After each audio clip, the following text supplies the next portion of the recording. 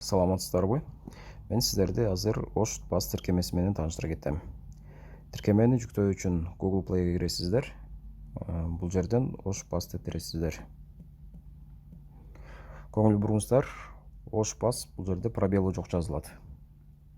Пробелу жок жазабыз. Ош бас тиркемесинин баракчасы ачылды. Бул жерде Ош бас тиркемесинин аты чыкты. Сол жакта Ош шаарынын бренди чыкты. Төөнүн сүрөтү. Устанавить деген кнопканы басабыз. Азыркы учурда тиркеме телефонго жүктөлүп жатат. Тиркеме телефонго жүктөлдү. Бул жерден открыть деген кнопканы басабыз. Биздин турган жерибизди тиркемеден көрүш үчүн бул жерден разрешить только во время использования дегенди басабыз.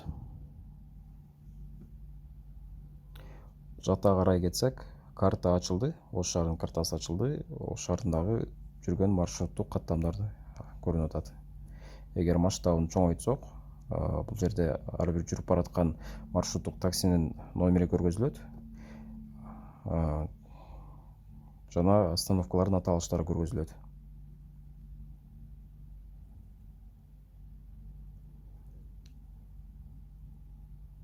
Эгер биз бир багытта жүргөн маршруттук каттамды көрүшүбүз керек болсо, анда бул жерде поиск остановки маршрутов дегенди басабыз. Бул жерде маршруты дегенге өтөбүз. И маршруттук каттамдын номерин теребиз. Мисалы 125. Бул жерден маршруттук каттам кайсыл остановкалар менен жүргөнүн көргөзүп турат бизге, остановкалардын аталыштары менен.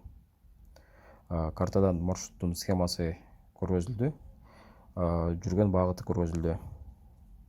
Жана кайсыл остановкалар аркылуу жүрөрүн да көргөзүлдү.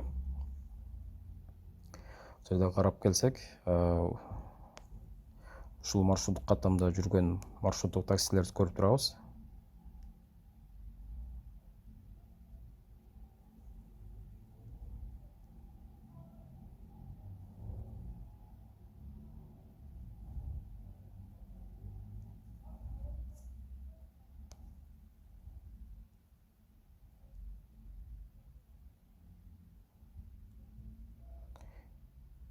Эгер биз остановканы издесек,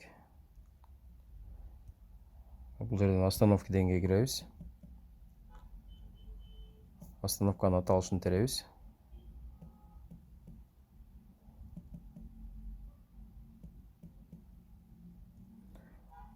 Бул жерде остановканы ачып көрсөк, ушул остановкадан кайсыл маршруттук каттамдар өтөрүн тизмеси ачылат бизде.